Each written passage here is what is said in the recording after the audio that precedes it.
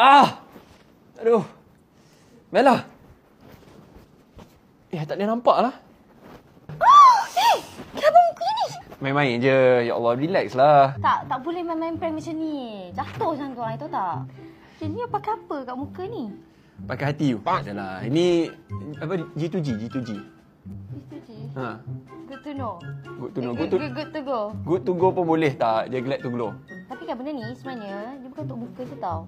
I rasa better pakai dekat bahagian siku. Sebab siku kan gelap. Macam ni tahu siku air gelap? You kan bersukan.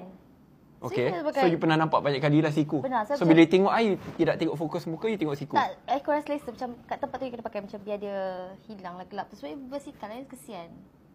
Pakai.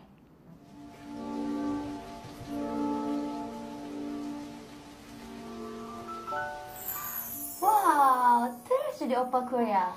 Terima kasih. Tapi kenapa oppa Korea bukan